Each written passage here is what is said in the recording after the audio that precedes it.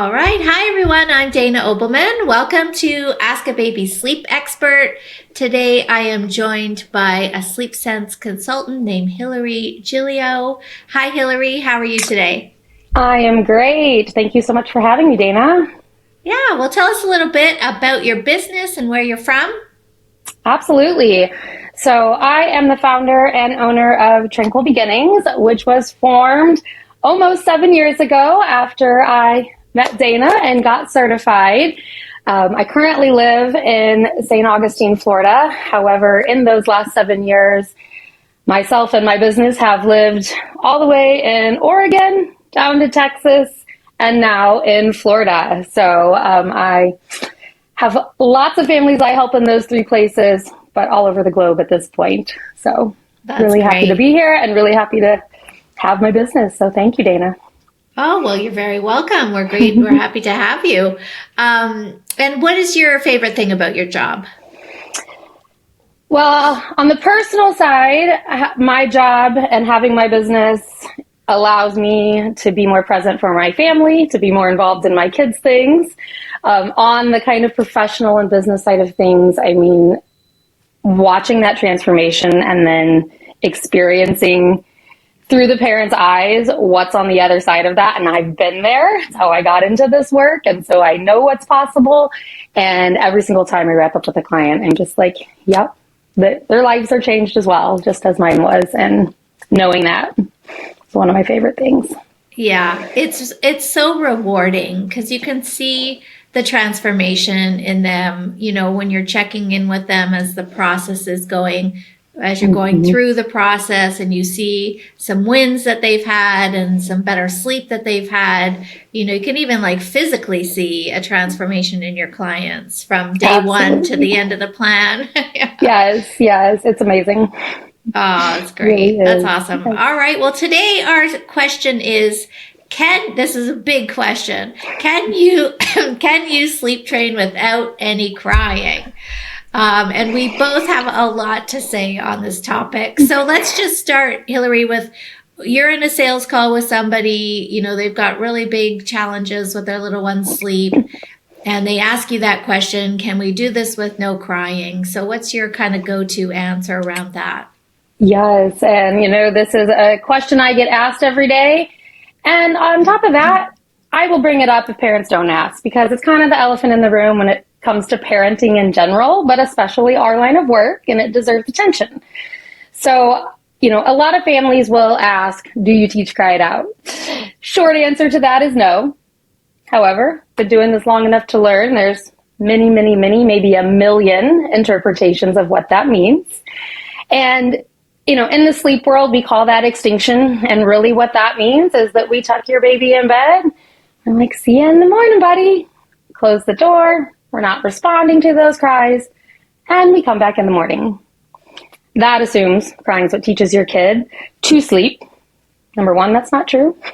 Number two, I am the mom of two kids myself. Never wanted to do that with mine. Don't ask my clients to do that with theirs. But I find we have to go deeper, right? So humans of all ages, us as adults included, are extremely habitual when it comes to sleep. Dana, I'm assuming you probably sleep on the same side of the bed each night. I do. You probably have like your pillow, right? I You definitely might do. like to lay in a certain position, like whatever it is, we all have them. And if I came into your home and said, okay, Dana, tonight I'd like you to go to bed, this pillow at this time in this way, you'd probably look at me like, I don't think so, lady, or worse. And so I have that conversation with my clients because I really want them to think about that. So we should expect a similar level of protest and resistance from their child when we ask them to change their sleeping habits, at least initially. And the hard part for us as parents is that the only way our small children have to protest or resist anything they don't want to do, not just sleep, mind you, is typically crying, right? It's the Mm-hmm. only accessible means of communication. So I can't do my work with zero tears. I always kind of keep this lighthearted because I feel like if it was humanly possible, I'd be doing it. Probably be a millionaire. Yeah, But me too. I take it very seriously. I want as few tears as any other mom out there. There's several things I do about that. We're always going to make sure their needs are met. Yes, babies cry from unmet needs. They cry for other reasons too. So health, safety, hunger, attention, attachment, like all of the cups are full before they ever go in that bed, right? And then secondly, because we're doing this custom, right, there's so many contributing factors that we want to get just right for that unique kiddo before we even put them in that bed, which if done wrong, can lead to a whole lot of extra unneeded crying on top, right? Yeah. So that helps to minimize it.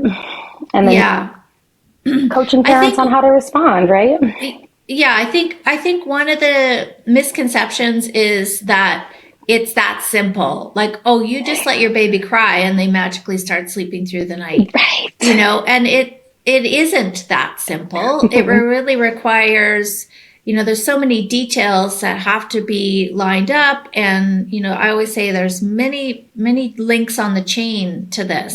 We have to make sure the awake windows are right. We have to have the environment perfect. We have to be, you know, giving a child the opportunity to learn to sleep independently.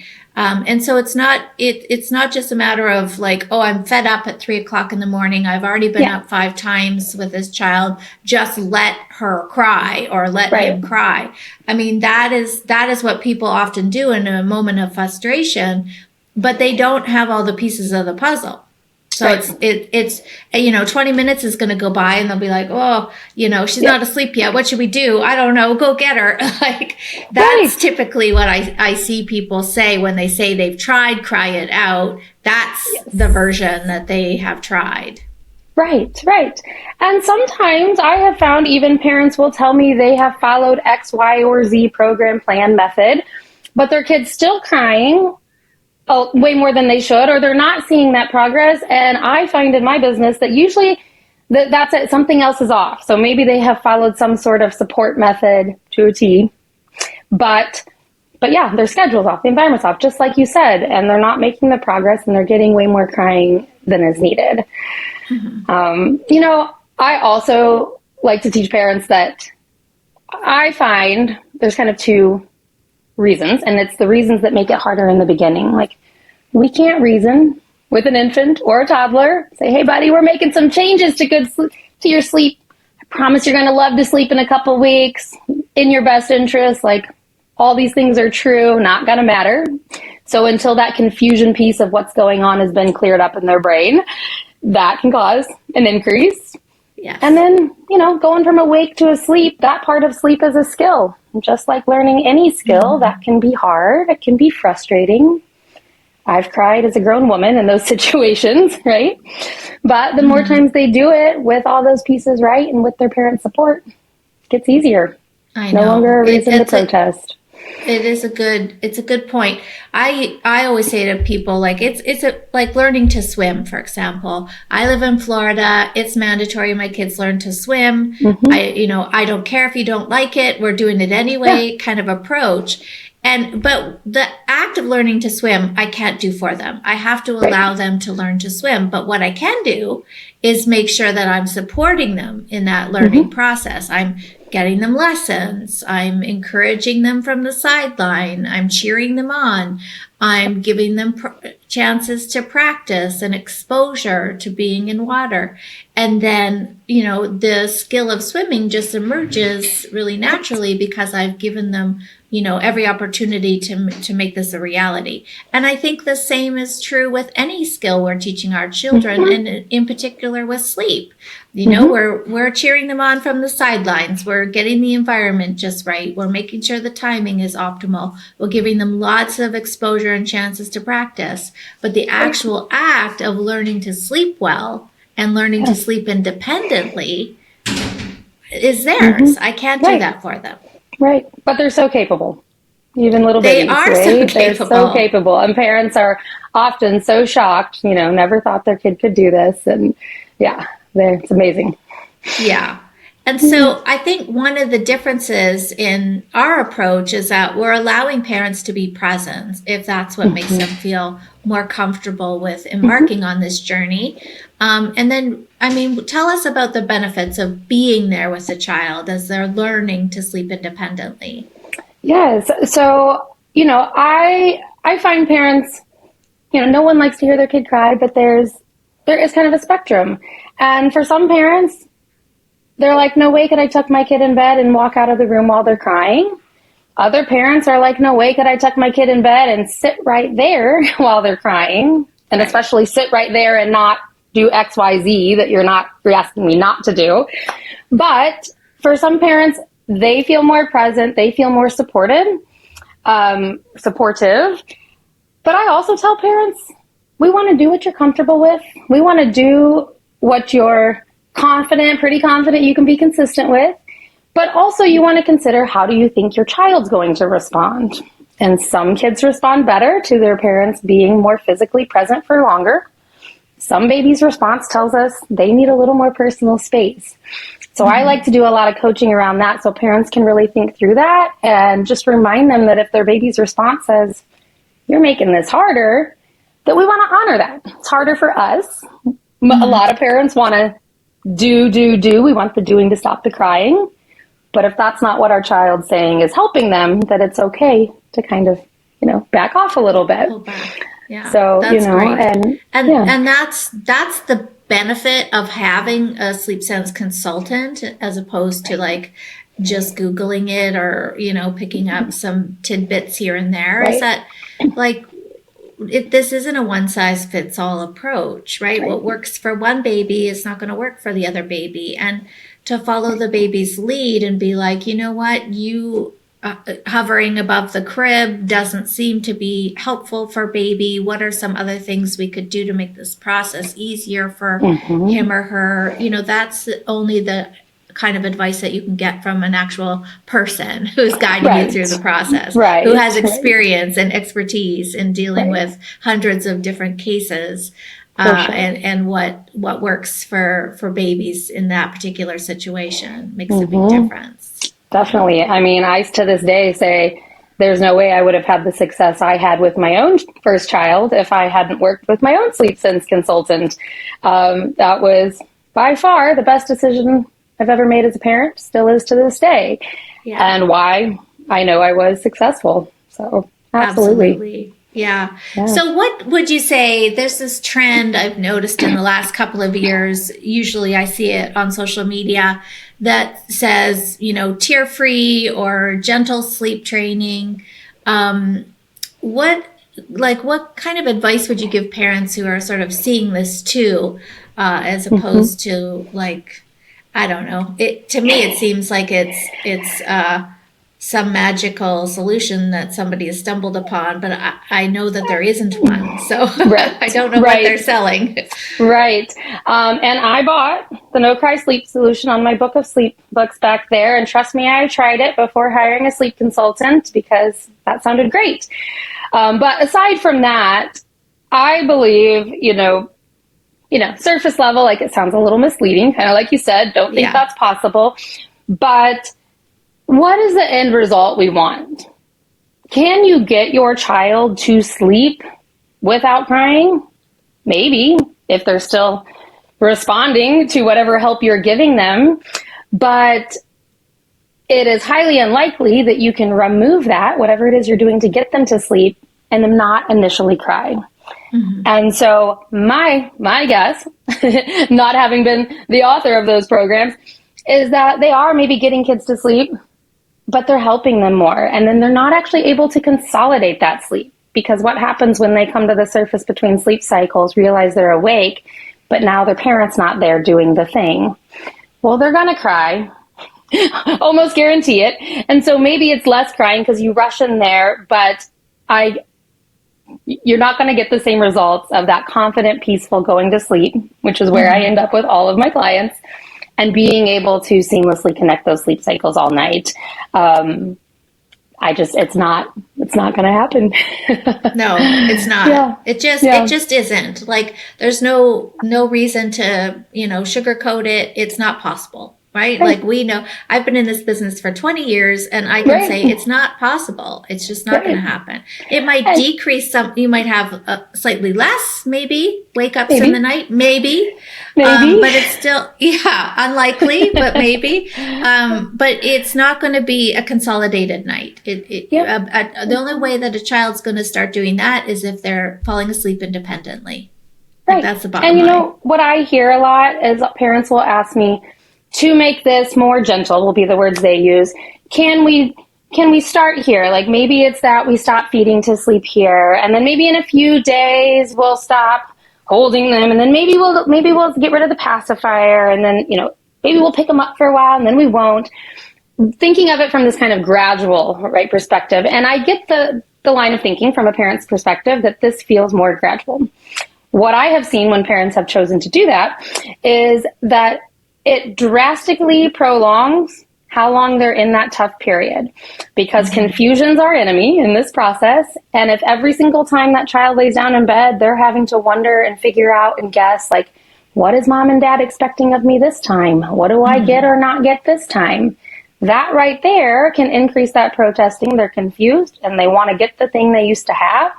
And so it's much longer, drawn out process of the crying, right? So when we kind of do all that holistically at once, the child's got one new way to learn about sleep, and we get through it quite quickly. That's right. Very good point.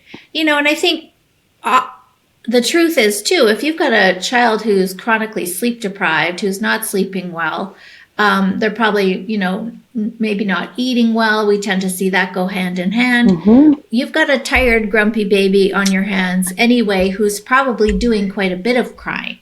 I can think back to my first son and those first few months of his life. I used to call him a grouchy baby, and I called him a spirited baby. That was the term at the time for like a challenging baby, was very spirited, right? So I'm like going around telling everyone, oh, he's so spirited. He's really, a difficult baby. But the problem was he was fatigued, so fatigued all of the time that he was just a really cranky baby. And the difference in his, like what he was showing me from the time he was not sleeping well to the time I finally figured out how to help him sleep better was night and day. Like, this kid is not spirited. He's 22 now and he's the most chill, relaxed person on the planet. Like, there's nothing, this is not a spirited child. So that transformation was just so evident in him, that I think we're fooling ourselves into thinking, oh, I'm never going to let my baby cry it out. Well, your baby is already crying, right? Your baby is already frustrated, sleep deprived, cranky, having crying spells in the night because their prop is not present. So the crying is showing up regardless. It's just whether you're on the path to doing something productive about it, or you're just spinning your wheels in the mud, with sleep challenges. Absolutely. Totally agree. Yeah. Yes. Yeah. So I love that you have that conversation with parents as well, because I think it's important that they come into a sleep plan, with you with their eyes open, and understand, what the challenges are and what kind of change we're making. And so what kind of tips do you give your clients that you work with just to help them cope and manage any of the hard parts that are going to show up in a plan? Yes. So for one, I tell parents generally what to expect. I support my clients for 3 weeks. So I tell them kind of, first few days, into the first week, second week, like, what's the trajectory? Now, it should go like this if they're consistent. A little more like this because it's a human, not a robot. Right. But I find giving them that, and we use sort of a system for them to kind of rate the level of their child's response. It helps us all kind of get on the same page. Crying is extremely subjective in terms of describing it. So that has really helped us to have conversations about what are we seeing.